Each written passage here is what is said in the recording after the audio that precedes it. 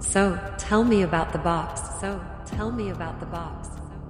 As Sharon's words still lingered in his mind, Norman's curiosity was piqued. He felt a sudden surge of interest. His fingers traced the intricate carvings on the surface of the antique box. He feels the weight of history in its time-worn wood. The box, a dark mahogany with brass accents, bears the pattern of age, and the lock seems almost ornamental, delicate yet secure. With a deep breath to steady his nerves, he inserts the small key Sharon had handed him, its metal cool and slightly rusted. The lock clicks open with a satisfying sound, and as he lifts the lid, a hinge creaks softly in protest. A letter. Norman settled into his worn, brown leather office chair, the soft creak of the aged wood echoing through the silence.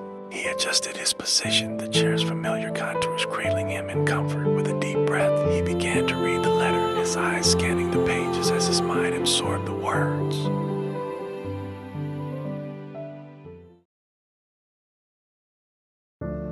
Dear Norman, as I prepare to depart, I want to leave you with a piece of your history that has been a part of your life since the day you were found.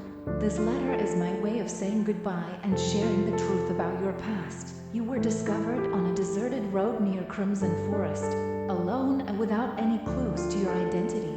We had no idea who you were or where you came from, but we knew you were meant to be with us. And the pendant you wear has been a part of your life ever since.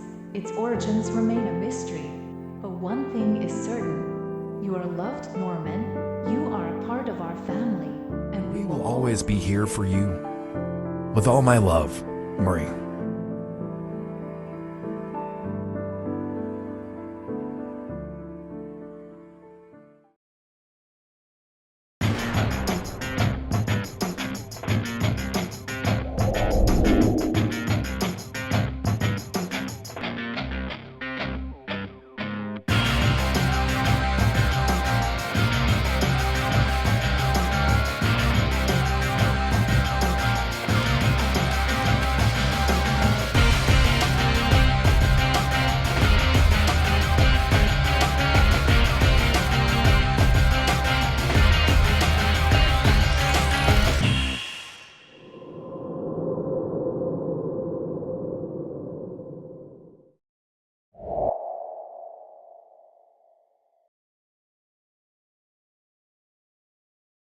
Norman gazed into the box for the second time, his eyes fixed on the strange-looking pendant, an ancient relic nestled against the faded velvet lining. The craftsmanship spoke of an era long past. Why would anyone abandon me, yet leave me with this? What secrets do you hold? As he held the pendant up to the light, a shiver ran down his spine. The pendant seemed to be calling out to him, urging him to uncover its secrets.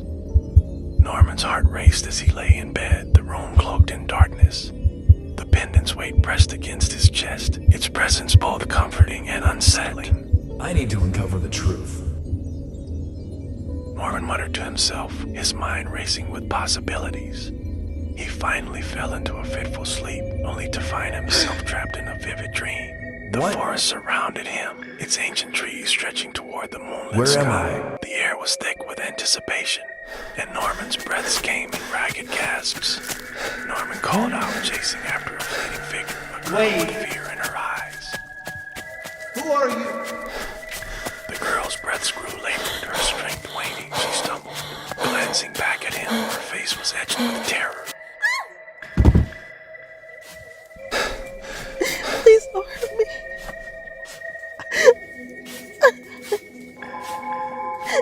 Norman's eyes snapped open, his heart still racing from the dream. Who was that He knew girl? he had to uncover the secrets of the pendant and his past. What does she He have threw to do off with the me? covers and got out of bed, his mind racing with questions.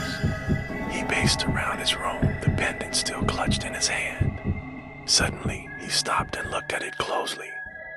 There must be a connection.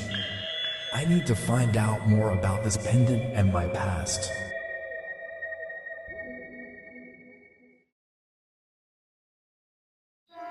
Meanwhile, in a nondescript, rustic cabin on the outskirts of town, the hoodie guy clutched his head, a terrible pain shooting through his mind like a lightning bolt. screamed, his body doubling over in agony. He stumbled forward, his eyes wild with terror. What's happening? Why now?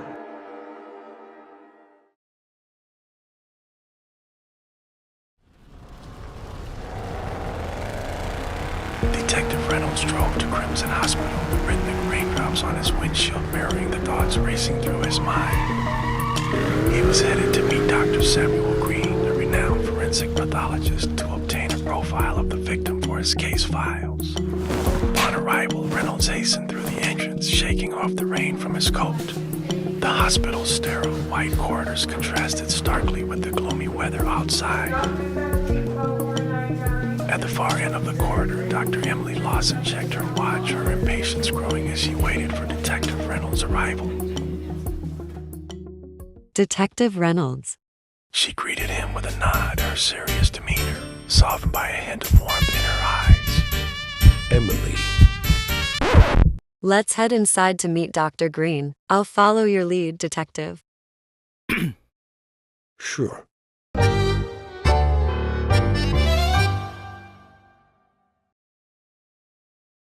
Detective Reynolds pushed open the door and they step into the examination room. Dr. Green looks up from the body, his eyes greeting them over the rim of his glass. Ah, Detective Reynolds, Dr. Lawson, thank you for arriving promptly. I'm ready to brief you on the autopsy findings. He gestures to the body and they approach the table, their eyes fixed on the victim. Dr. Green begins his report, his voice clear and concise. The victim, a 27-year-old female, only known as Jane Doe, approximately 5 feet 8 inches. Her body was found in a makeshift grave, right in the middle of the Crimson Forest, yesterday. You guys were on that crime scene during the discovery, I assumed. Couldn't agree more, Doctor. The cause of death was a single, forceful stab wound to the top of the head, which killed her instantly. Due to decomposition, we couldn't identify any bruises, marks, or any sign of a struggle. What about the time of death, Doctor? The time of death is estimated to be approximately 6 days ago, considering the degree of rigor mortis and laborno mortis. Any signs of drug use? The toxicology reports are pending, but there were no immediate signs of drug use. However, we found a unique butterfly tattoo on her right arm, which might be a significant identifier. No struggle, no hesitation. This guy's precise. Yes, and the victim's heart was removed post-mortem, with a black rose found in the chest cavity, replacing the heart. This is personal, not just some random act of violence. You sick freak. And the wound was stapled shut. Dr. Lawson, you've got the close-up shot of the butterfly tattoo, didn't you? Yes, I've got the photos right here. She pulls out her tablet, handing it to Dr. Green. I've enhanced the image to get a better look at the details. He scrolls through the images, stopping at a close-up shot of the butterfly tattoo.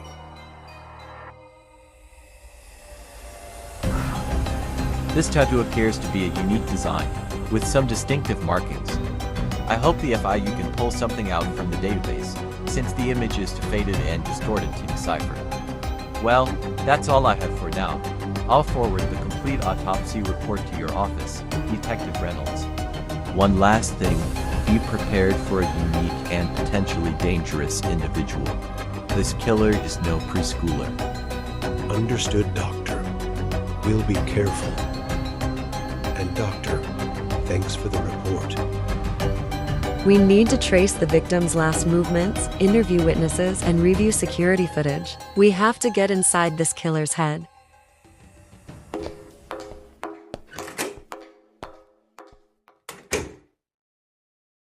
Hey, Doc. Can you reach out to the Forensic Identification Unit? Ask them to prioritize tracing the butterfly tattoo motif.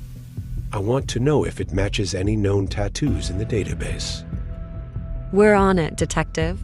I'll get them started on image enhancement and see if they can find any matches. Also, ask them to cross-check with missing persons reports. Maybe we'll get lucky and find a connection. Dr. Lawson pulled out her phone and started typing. I'll get it done, detectives. We'll keep you posted. And about that dinner, I'll be in touch, detective.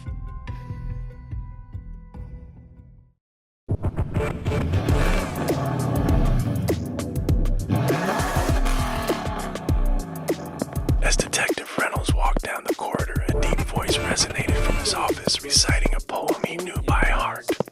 It was an excerpt from his favorite novel, Far Away by Norman Osborn. The words echoed his own dedication to justice, a mantra he'd memorized long ago. Suddenly, the voice paused, and Reynolds entered his office to find a stranger standing by his desk with a book in hand. With each new discovery, his determination grew. A flame that burned bright, his spirit anew. he pursued the truth with a heart full of fire. And in the end, his quest was his highest desire.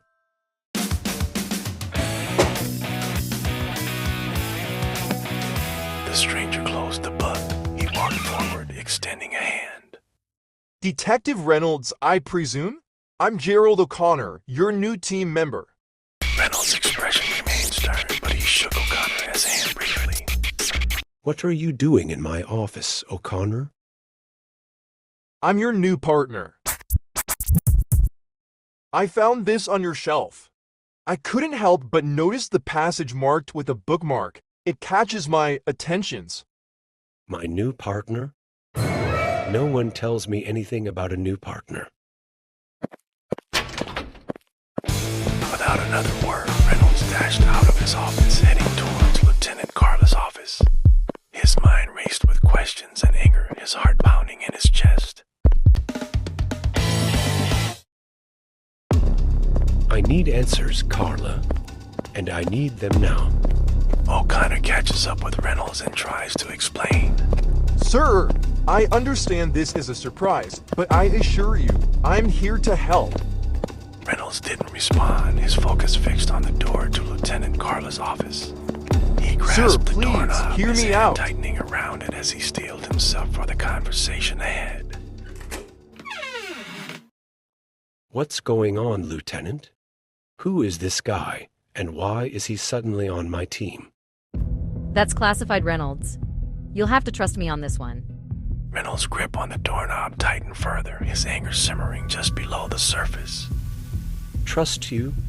You're keeping secrets from me, and I don't like it. O'Connor stepped forward, his eyes locked on Reynolds. Sir, I assure you, my presence here is for the greater good. I'm here to help you crack the case. Save it, O'Connor. I don't need some stranger messing up my investigation. Tension in the room was palpable, the air thick with unspoken words and unresolved questions. Reynolds' eyes never left Carla's face, demanding answers that seemed reluctant to come.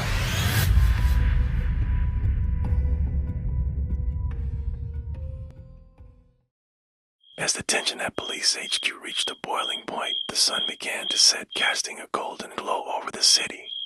Meanwhile, in a quiet corner of town, Norman retreated to his home office, the soft glow of the evening lamp illuminating his worried face. He picked up the phone, his fingers drumming anxiously as he waited for Sharon to answer. Sharon, I need to tell you about the pendant. Norman's voice was urgent, the stress of the day evident in his tone. What's wrong, Norman? You sound stressed. It's just, the pendant, it's... Norman began, but Sharon's words were cut short by a blaring alarm. Dr. Valentino to the OR, please. Dr. Valentino to the OR, please. Norman, I have to go. Emergency situation. I'll call you back. Sharon sprinting down the corridor, her footsteps echoing off the sterile hospital walls. Her heart racing with every step, the line went dead, leaving Norman's words unspoken and his concerns hanging in the air.